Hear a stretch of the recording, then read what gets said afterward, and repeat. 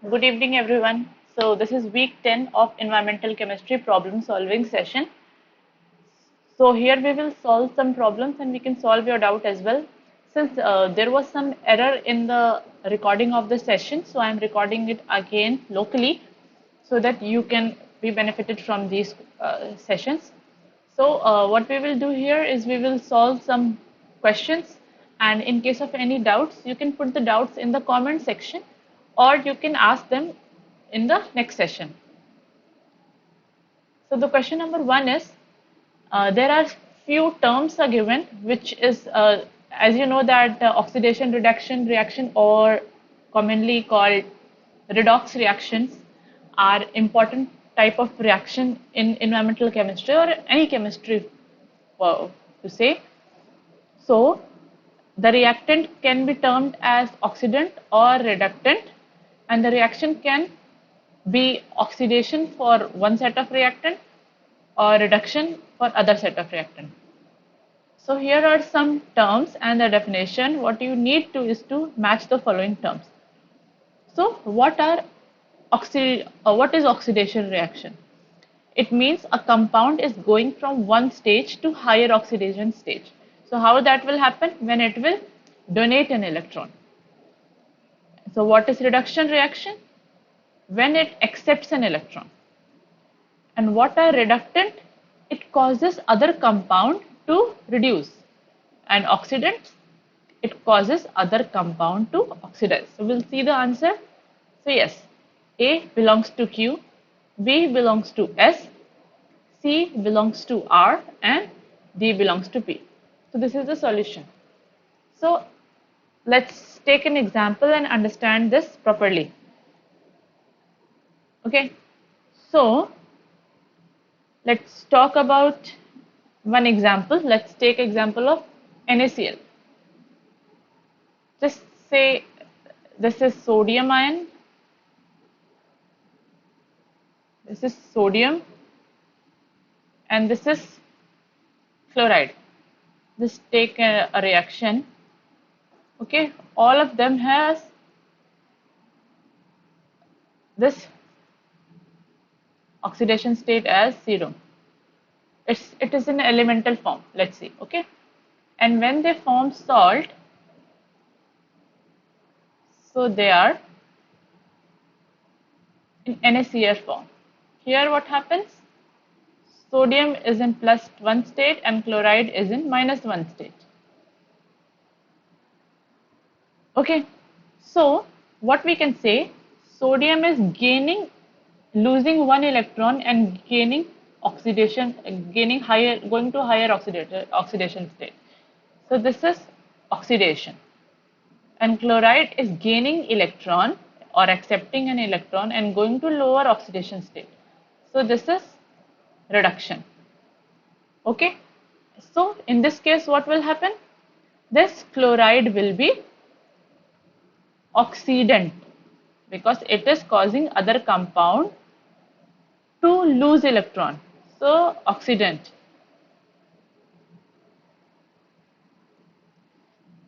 Similarly, this sodium will be reductant because it is causing chloride to accept an electron or to reduce. I hope you understood this thing. There can be many other this kind of reactions. Let when magnesium strip, when it is combustion of magnesium strip, okay, when it comes in contact with oxygen, okay, this is in metallic form. Okay, metallic form, when it comes comes in contact with oxygen, it forms MgO. What happened? From 0, and this is because it is in oxygen form, so two gaseous form, so oxygen state is 0. And here what happens? Here it is in +2 oxygen state, and here it is in -2 oxygen state. Similar reaction will take place. Okay, so these are redox reactions. Moving towards question number 2. In a module video lecture number 47, when the instructor talks about the removal of arsenic present in water using redox process. Here we are trying to remove the dissolved arsenic by using redox process. Okay. Why it is preferred to convert arsenous As3 plus to As5 form. This is the reaction. Okay, so why it is preferred, like the AS should go from +3 stage to +5 stage? Why it is preferred? So these are the options. You can pause the video, think properly, and let me know the answer. So the first option is the removal involves redox coupling preferring higher oxidation state compounds. Means during removal, higher oxidation state compounds are preferred. Second is removal is independent of the compound present and both forms of arsenic can be easily removed. Third option is the arsenate form, that is As fifth form, is around pH 7.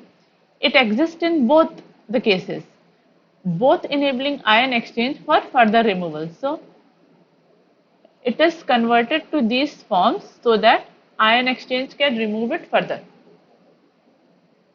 So these are the options. Let's see the solution. The solution is yes.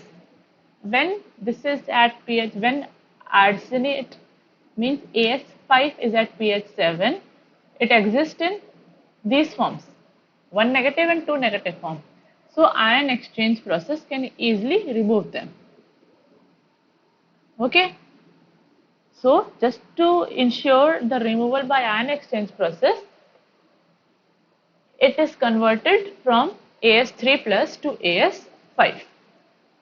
Okay. Moving towards next question. This is also a match the following type question. We have to determine the oxidation number of the following compounds, like carbon in carbonate ion, chromium in HCrO4, antimony in SbF6 1 minus, and carbon is C2H3O2, that is acetate ion. Please take your time to solve this question. We'll see the solution. So, like how to calculate oxidation state? Let's calculate for carbon in carbonate ion. Let us assume, like let's write CO3 2 negative, right? Let's assume for carbon oxidation state is X. For oxygen it is -2, right? And it is 3 times here, 3 times, and the total oxidation state of the compound is -2. So what will be the value of X? Will be -2 plus 6, which give us what? Plus 4. So here the solution is A goes to Q. Let's go to option second, chromium. H is +1. Chromium we want to calculate, so X, and O4 is -2 into 4. -2 into 4, and the overall will be -1, right? So what will be the value of X? X will be -1 plus 8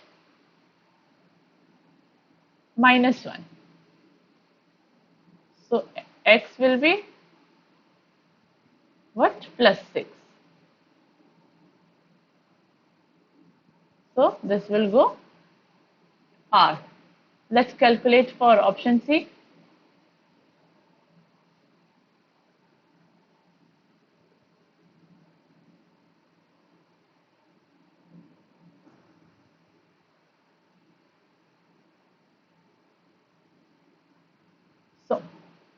Sb, because antimony we want to calculate. So let's X.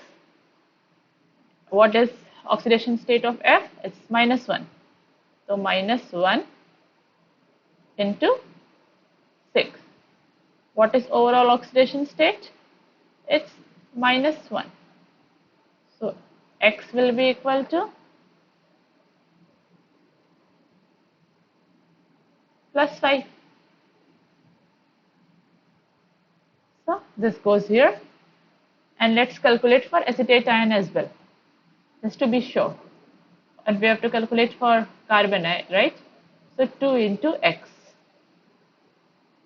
plus 3 into 1 for H, and minus 2 into -2. So 4, which is equal to overall what? -1. Then X will be, or for carbon it will be -1 plus 4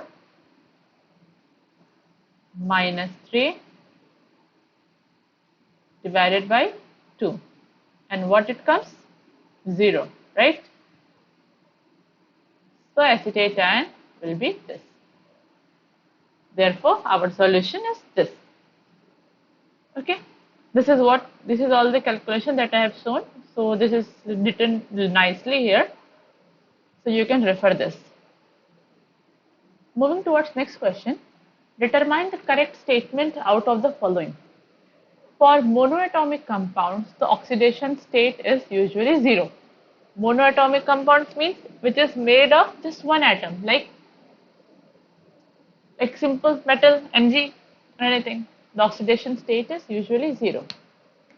B option is, in a covalent compound, the oxidation state of each atom is the charge remaining on the atom when a shared pair of electron is assigned to more electronegative of the two sharing them. Okay. Third option is, the covalent compound with two similar atoms bonded together like Cl2 or H2 has 0 oxidation state. The next option is, the sum of oxidation states for atoms in multi-atomic substances is 0 for molecules and equal to ions formal charge. So which of these options are correct in terms of oxidation states? We'll see the solution. So the solution is B, C and D. How? So for monoatomic compound, the oxidation state is equal to electronic charge. Okay.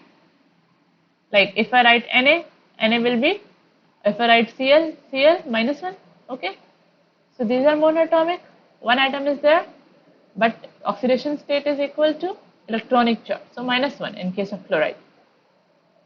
In a covalent compound, the oxidation state for each atom is the charge remaining on the atom when the shared pair of electron is assigned to more electronegative of the two sharing them. Correct only? Next is, the covalent compound with two similar atoms bonded together has 0 oxidation state, right? The sum of oxidation state for atom in multi-atomic substance is 0 for molecules and equals to ion formal charge. Moving forward, question number 5 is, determine the reductant and oxidant in the following reaction. Please see which one is reduced and which one is oxidized. Then we can find out what is reductant and what is oxidant, and it can also be possible that this is not a redox reaction. So calculate the oxidation states so that you can determine if this is reductant or oxidant.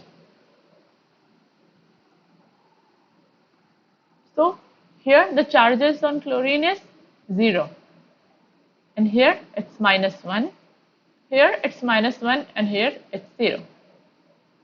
-1, -1. So what is happening? Chlorine is reducing, chlorine is reduced, and iodine is oxidized. So it is oxidized, so chlorine is oxidant because it is oxidizing the other compound. And iodine is reducing chlorine, so it is reductant, as I have told or explained in the first question itself. We'll see the solution now. Yes, correct. Oxidant is Cl2 and reductant is I negative. Oxidant is a species that accepts electron, which means which itself is reduced, and reductants are the compound that donates electrons, which itself is oxidized, like in this case iodine. Next question is, find the number of H ions in the balanced half reaction of the following couple. So for this reaction we need to find out the number of balanced ions. This 3 will come here in the subscript. Please try to solve this question. Correct option is 3H plus. How? This is the full reaction. And we see that we need to find out H plus ions. This is the H plus ions on writing the full reaction. Okay. So now we need to solve the connected questions 7 and 8. FeCl3 is often added as a flocculant to water in water treatment plants. For the problem below, the FeCl3 is added to 10 raised to power minus 4 moles and assume that ferrihydrite is the only solid that forms. We need to solve this question in Visual Mintek. So we'll see the solution now. So we'll see question number 7 now. Determine the pH and dissolved iron concentration if FeCl3 were added to pure water. We have a molar mass of, we have moles of FeCl3. We know what solid will be formed. And so we need to determine the pH and dissolved iron concentration. Dissolved iron concentration can be equal to iron, okay, Fe2 plus and the complexes, okay. So please solve this question in Visual Mintek. We'll see the solution. pH is 3.54 and Fe3 plus dissolved is 2.26%. Let's see how. So first of all, we add the values and run Visual Mintek to deduce solution. We have added compound name Cl and added 3 into 10 raised to power minus 4 as given in question. Because when FeCl3 will dissociate, what will happen? I'll write FeCl3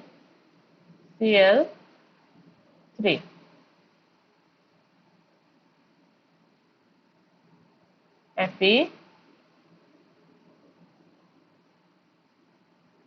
3 plus Cl negative. It will be 310. So if this is 10 raised to power minus 4, this will form 3 into 10 raised to power minus 4. That's why in Visual Mintek we are putting 3 into 10 raised to power minus 4. Now we will add it to the list. Now we will add how much Fe3 plus is there and Cl also we have added, everything we will add. Then we will add infinite solution phases. Okay, limitless to those species that can be formed based on components that have been defined. This is important to tick here, okay, otherwise everything will come. Then these are the compounds which will be formed, their concentration, log activity and activity.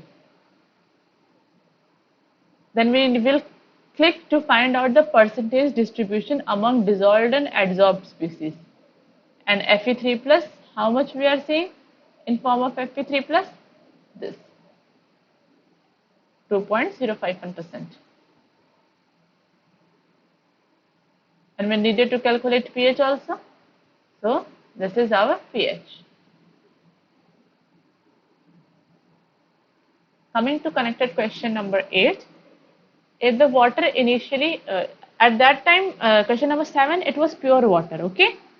Now, in this question, it is saying that water has alkalinity of 150 milligrams per liter SCaCO3 and pH is 8.3. In that question, the pH was 7.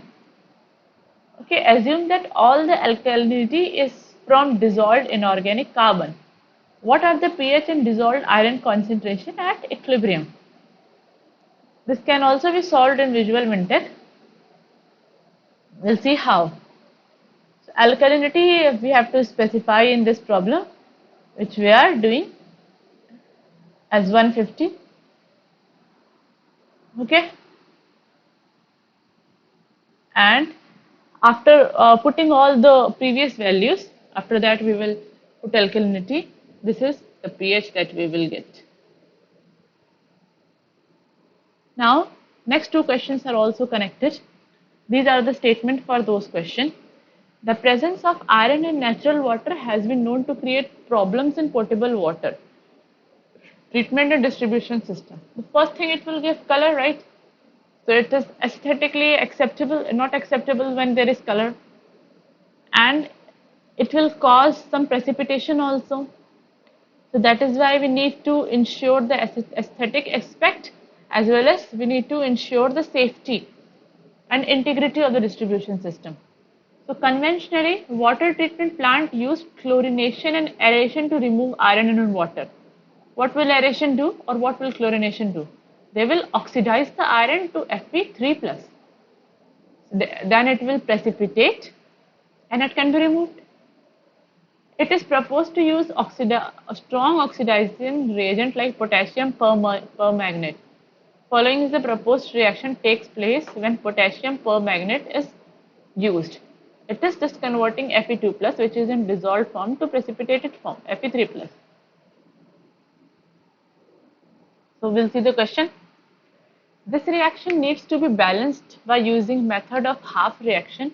What would be the number of H plus ions being in half reaction of Fe2+, Fe3+, and this respectively?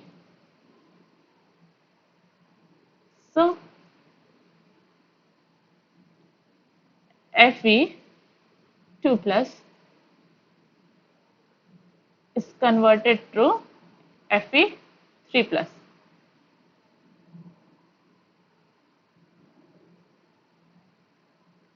To balance it, we will just add one electron here. And we see there is no hydrogen involved. So answer will be from A or B. Oh, sorry. Coming to next part.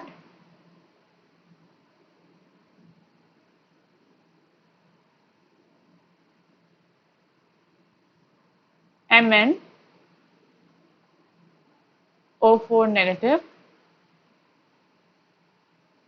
is converted to Mn2+.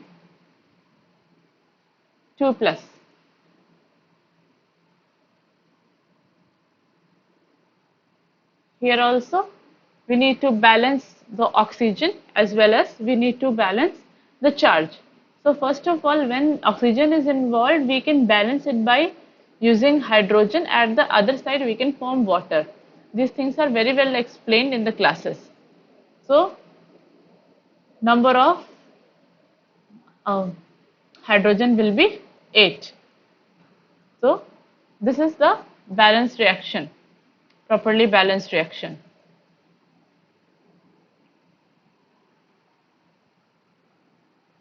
MnO4 8H plus is equal to Mn2 plus.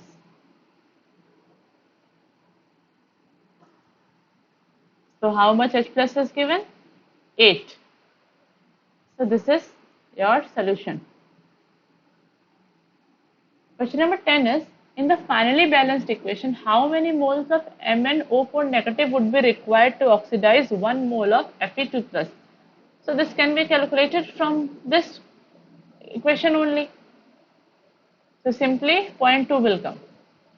This can be easily calculated from equation 1 mole of Fe2 plus, like